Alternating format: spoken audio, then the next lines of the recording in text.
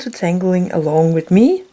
We are continuing on tanglepatterns.com, and today it is this pattern that we're going to work with. So let's open up the book, sorry about that, and find a space for this one. This is a grid tangle, and the step out is very small and it's hard to make it bigger, but I think I got it. So let's see where to put this one. I think we're gonna pop it in right here. So I am going to make the grid using my Jelly Roll 08 for this one, and the grid is orbs. Let me see what way to go. I'm thinking of going straight in this direction. Don't make it too small,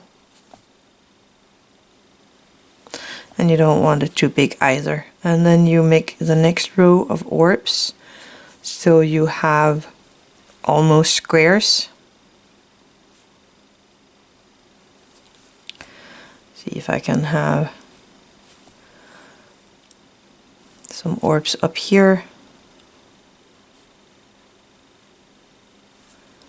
to make my grid line. And I'm gonna place my book so it is a little on an angle. So I'm gonna skip that one and I'm gonna go to this one. No, wait, I have one there. So I'm gonna start here with joining this orb to this orb, and I'm gonna do the same here, just in the opposite direction. Down here I'm gonna do it the opposite way of that one, so here it will be this way and the other way and back to the other way. And I'm gonna keep doing that everywhere where I have orbs. So this one goes that way, and I will have one coming from that side and this one going down there. I could make this one come from up here somewhere like that. Now you see why it is important to have a little more room, because we are going to aura these lines, and we're gonna aura all of them.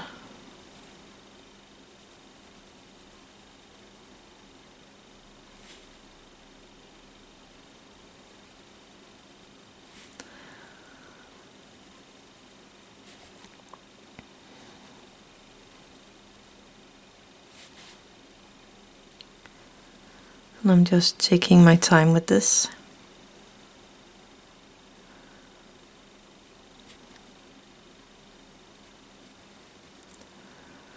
Making all of my auras. And these are tethered auras. They start on the orb and end on the orb, just like the first line we made. And if you have room for it, make one more. I think I don't, so I'm gonna leave that. You can make it with one or you can make it with two. So I'm going to leave that. Then I am going to turn my book, and I'm gonna find this orb here and this orb, and I'm gonna make a line straight between these two.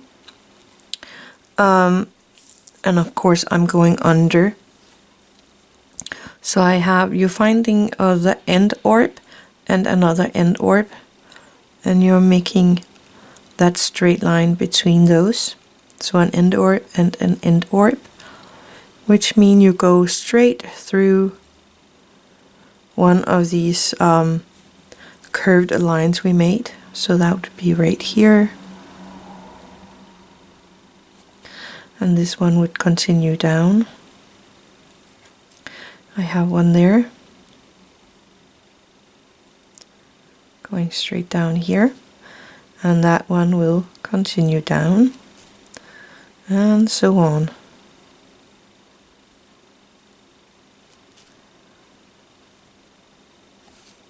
I think I got them all. And then we are going in, no, I actually skipped one right here. There we are. And then we're going in, finding this one, and we're going to make this veil shape around this one. And we're gonna do that everywhere.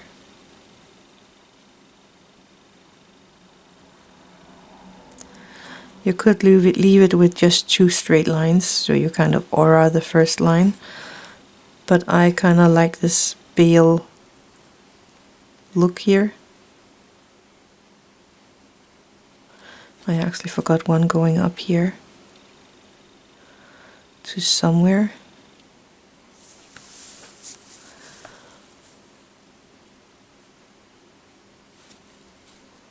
Trying not to touch the lines that I just made.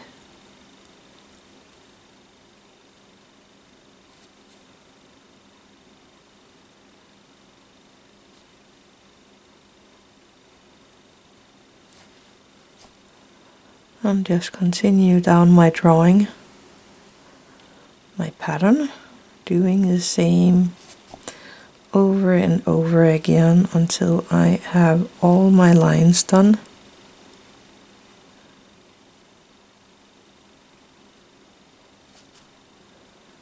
This one will continue on the other side of this one. We just don't see it. There we go. So that's the first part. Now I am gonna turn my book a tiny bit. So I'm going in and I'm finding this one, and I'm actually gonna connect the 2 orbs in the other direction now.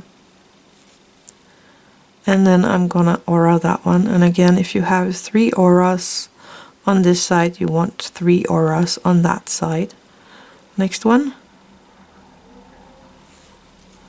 Finding this one. Remember, we go under.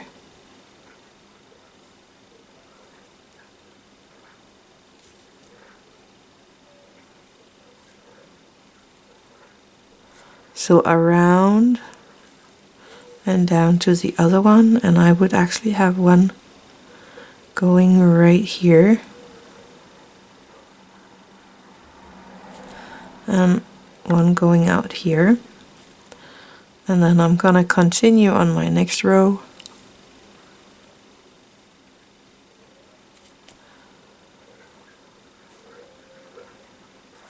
So it is a fairly simple tangle to do, and it looks amazing and difficult when you're all done with it. But it's actually not that hard to do. There we go. One more line here.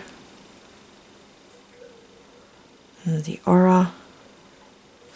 And on the other side. And here I have another. Just going a little past my string line. Oh, I should have had, okay. I should have had one of those straight lines here. Now I'm just gonna make that one going under. I don't think you will notice in the done result. So that is the pattern. There is not more to it than that. So if you take it one thing at a time, it is actually not that difficult. I'm gonna go in with my white charcoal and I'm gonna pop in some charcoals around these orbs, not on the orb, but around the orb.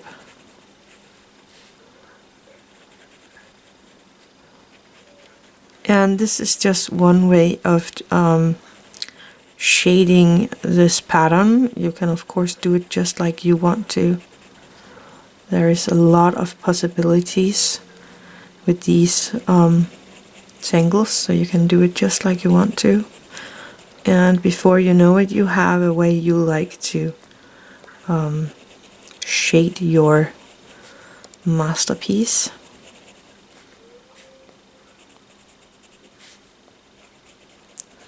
And there's no right and wrong with this, so you can do it just like you want to. The only thing we normally don't do is thinking about where the light comes from and stuff like that. When you're drawing real life things, you want to know where to hit the light and stuff like that, the darkness. We don't do that. We just put in our shading where we feel like it. Mostly where we have a lot of lines connected and where we have something going over, like here. I could have put in, if this was a bit bigger, I would have placed some shading here and there, and also here where this is going under. But because this is so small, I decide to do these highlights around the orbs here. This really makes it shine. I like it. Oh, I forgot one. There we go. I think that turned out really, really neat. That's a neat pattern. It was this one right here. It's not as difficult as it looks, so please try it out and see what you think. I like it. Anyway, that's all for today. Thank you for watching. Have an attitude of gratitude.